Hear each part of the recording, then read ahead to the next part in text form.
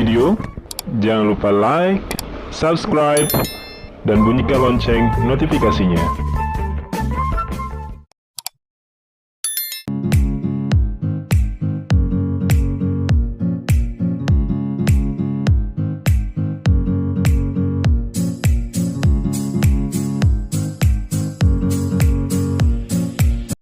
Assalamualaikum warahmatullahi wabarakatuh. Bertemu kembali anak-anak di pelajaran geografi kelas 11 semester genap. Semoga kalian senantiasa dalam keadaan sehat dan semangat untuk mengikuti pembelajaran hari ini. Dan untuk pertemuan yang pertama ini, kita akan belajar tentang dinamika kependudukan di Indonesia untuk perencanaan pembangunan. Yang pertama yaitu faktor dinamika dan proyeksi kependudukan. Sebelumnya, Ibu akan jelaskan sedikit tentang apa yang dimaksud dengan penduduk Indonesia. Jadi, penduduk Indonesia adalah semua orang yang berdomisili di wilayah geografis Republik Indonesia selama 6 bulan atau lebih, dan mereka yang berdomisili kurang dari 6 bulan tetapi bertujuan untuk menetap. Nah, berbicara tentang penduduk, tidak terlepas dari banyaknya atau jumlah penduduk yang ada dalam suatu negara atau suatu wilayah. Nah, di sini ada sebuah data tentang jumlah penduduk yang ada di Indonesia dibandingkan dengan negara-negara lain di dunia. Nah, berdasarkan CIA World Facebook ini, dikatakan bahwa Indonesia itu jumlah penduduknya menempati urutan keempat terbanyak di dunia. Setelah Cina yang pertama, kemudian yang kedua ada India, kemudian yang ketiga ada Amerika Serikat, dan yang keempat ada negara kita yaitu negara Indonesia. Nah, kemudian selanjutnya, apa yang dimaksud dengan dinamika penduduk? Dinamika penduduk adalah perubahan jumlah penduduk yang terjadi di suatu wilayah secara terus-menerus. Berubah dalam hal ini adalah bisa bertambah atau berkurang. Jadi bertambah atau berkurangnya jumlah penduduk sehingga mengalami perubahan itu disebut dengan dinamika penduduk.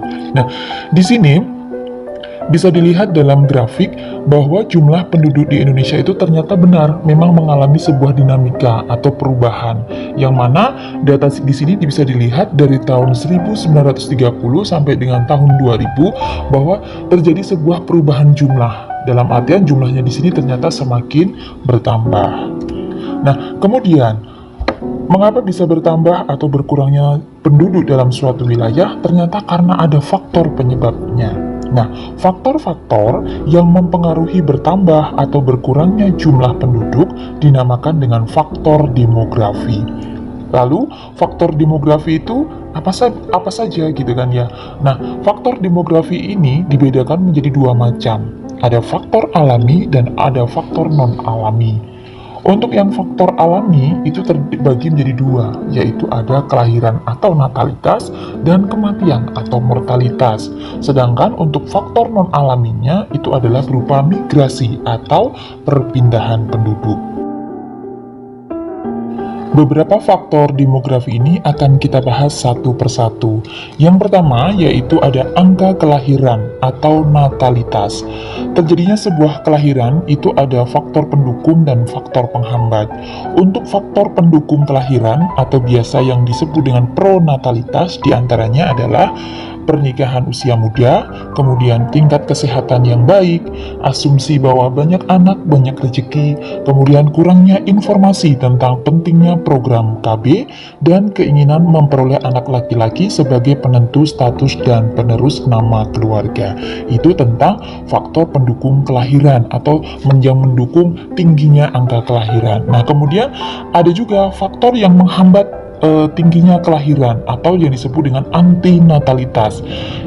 Di antaranya, yang pertama ada pelaksanaan program KB, kemudian asumsi bahwa anak adalah beban keluarga, kemudian yang ketiga pembatasan tunjangan anak dari tempat kerja orang tua, dan penundaan usia perkawinan. Jadi itu ya tentang faktor pendukung dan penghambat dari kelahiran. Kemudian, angka kelahiran itu sendiri ternyata bisa dihitung. Nah, untuk angka kelahiran ini ada 3 macam cara menghitungnya. Ada yang disebut dengan angka kelahiran kasar, kemudian angka kelahiran umum, dan angka kelahiran menurut kelompok umur. Nah, 3 cara dalam menghitung angka kelahiran ini juga akan kita bahas satu persatu. Yang pertama yaitu angka kelahiran kasar atau crude birth rate atau CBR ya. Angka kelahiran kasar itu adalah banyaknya kelahiran dalam satu tahun tertentu per 1000 penduduk pada pertengahan tahun yang sama. Nah, untuk rumusnya itu bisa dihitung dengan CBR sama dengan B per P dikalikan 1000. B-nya itu adalah banyaknya kelahiran, kemudian P-nya itu adalah jumlah penduduk, kemudian yang 1000 itu merupakan konstanta atau ketetapan. Nah, untuk lebih jelasnya akan Ibu berikan contoh soal. Pada pertengahan tahun 1999, Jakarta berpenduduk 10 juta jiwa. Dalam tahun tersebut terdapat kelahiran 250.000 bayi. Berapa besar angka kelahiran kasarnya? Maka penyelesaian soalnya adalah setelah kita masukkan ke dalam rumus, kemudian angka-angka yang sudah diketahui tadi kita masukkan. Berapa angka kelahirannya? Bisa diketahui di situ ada 250.000 bayi. Kemudian dibagi dengan P atau jumlah penduduk. Jumlah penduduk di situ diketahui adalah 10 juta. Baru kemudian dikalikan dengan 1000 dan hasilnya adalah 25. Kemudian kita lanjutkan di cara yang kedua, yaitu angka kelahiran umum atau General Fertility Rate atau GFR. Angka kelahiran umum adalah angka yang menunjukkan jumlah bayi yang lahir hidup dari setiap 1000 penduduk wanita usia produktif, yaitu usia 15-45 tahun dalam periode tahun tertentu. Yang membedakan dengan CBR tadi adalah pembaginya. Kalau tadi di CBR tadi, pembaginya itu adalah semua penduduk, ya, baik itu wanita maupun laki-laki. Kalau untuk GFR ini pembaginya adalah khusus untuk wanita yang berusia produktif, yaitu usia 15-45 tahun. Di sini dapat dilihat rumusnya adalah GFR sama dengan B per W.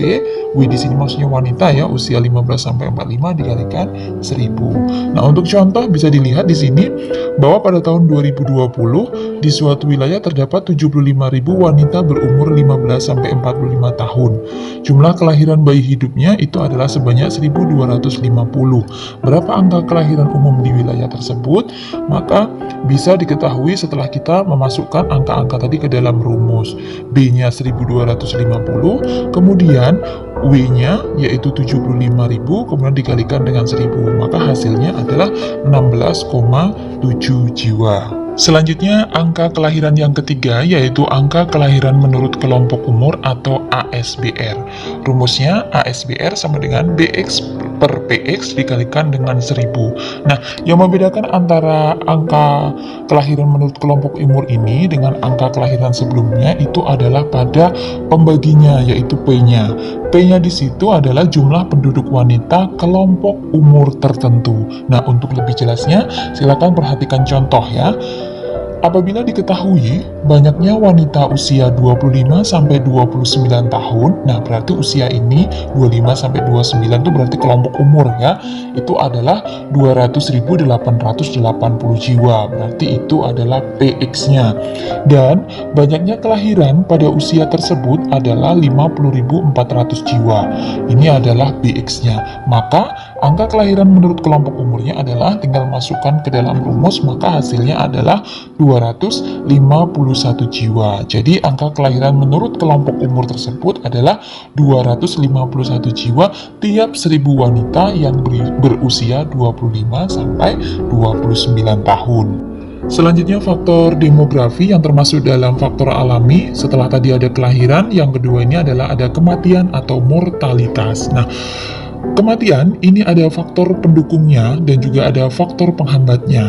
Nah, untuk faktor pendukung sehingga menyebabkan terjadinya peningkatan angka kematian itu diantaranya adalah ada faktor rendahnya kesadaran akan pentingnya kesehatan, kemudian kurangnya fasilitas yang memadai, kecelakaan lalu lintas, bencana alam, dan peperangan. Kemudian ada juga faktor yang menghambat terjadinya peningkatan angka kematian. Diantaranya adalah tingginya kesadaran akan pentingnya kesehatan, kemudian fasilitas kesehatan yang memadai, lingkungan yang bersih, dan ajaran agama yang melarang bunuh diri. Selanjutnya, angka kematian ini juga bisa dihitung dengan menggunakan dua cara, yaitu angka kematian kasar dan angka kematian menurut kelompok umur tertentu. Yang pertama, yaitu angka kematian kasar atau CDR. Rumusnya, CDR sama dengan D per P dikalikan dengan 1000. D-nya itu adalah banyaknya kematian, kemudian P-nya itu adalah jumlah penduduk. Nah, untuk contohnya bisa dilihat bahwa pada tahun 2009 di Kabupaten Blora terdapat 35 kematian. Jumlah penduduknya itu adalah 858.874 jiwa. Nah, berapakah angka kematian kasarnya? Maka bisa dihitung dengan menggunakan rumus tadi. Setelah dihitung, maka didapat bahwa hasilnya itu adalah CDR-nya di Kabupaten Blora itu adalah 0,0. Selanjutnya, angka kematian yang kedua yaitu angka kematian menurut kelompok umur atau ASDR. Rumusnya bisa dilihat di situ, ASDR itu sama dengan DX per PX dikalikan 1000. Yang membedakan dengan angka kematian kasar itu adalah kalau di ASDR ini PX-nya itu adalah jumlah penduduk pada kelompok umur tertentu. Untuk lebih jelasnya, silakan dilihat pada contoh soal. Di situ dikatakan bahwa jumlah kematian penduduk usia 30-35, ini maksudnya adalah rentang usianya atau kelompok umurnya tadi.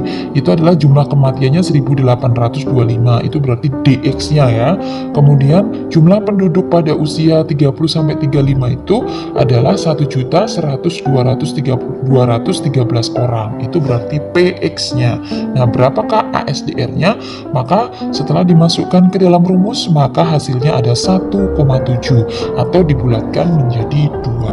Selanjutnya, faktor demografi yang terakhir yaitu migrasi. Nah, migrasi ini termasuk dalam kategori faktor non-alami ya. Nah, migrasi itu sendiri adalah perpindahan penduduk yang bersifat menetap dari satu wilayah ke wilayah lain melampaui batas administrasi suatu wilayah. Nah, migrasi itu dibedakan menjadi dua, ada imigrasi dan emigrasi. Kalau imigrasi itu adalah masuknya penduduk negara lain ke suatu negara, sedangkan emigrasi itu adalah keluarnya penduduk dari suatu negara ke negara lain.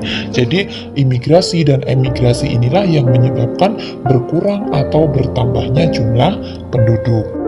Selanjutnya, dari beberapa faktor demografi yang sudah kita bahas tadi, maka faktor-faktor itu bisa digunakan untuk menghitung pertumbuhan penduduk ya. Jadi kalau ingin mengetahui berapa sih pertumbuhan penduduk di negara kita misalnya, nah salah satu rumusnya itu adalah dengan menggunakan rumus ini, yaitu PT sama dengan L dikurang M ditambah I dikurang E. Nah, L-nya itu adalah kelahiran, M-nya itu adalah jumlah kematian, I-nya itu adalah jumlah imigrasi, E-nya adalah jumlah emigrasi. Nah, untuk lebih jelasnya, silakan perhatikan pada contoh soal. Di suatu wilayah diketahui jumlah kelahirannya 967.000 jiwa dan kematiannya sebesar 659.000 jiwa. Sedangkan terjadi imigrasi sebesar 889.000 jiwa dan emigrasinya sebesar 512.000 jiwa. Maka hitunglah pertumbuhan penduduk totalnya ya. Bisa dilihat dari rumus tadi, PT sama dengan L dikurang M ditambah dengan I dikurang E. Setelah dimasukkan ke dalam rumus, maka hasilnya adalah 685.000 jiwa. Jadi pertumbuhan penduduk total di wilayah tersebut itu adalah 685.000 jiwa. Demikian tadi materi kita pada pertemuan kali ini. Mudah-mudahan kalian dapat memahaminya dengan baik. Terima kasih. Wassalamualaikum warahmatullahi wabarakatuh.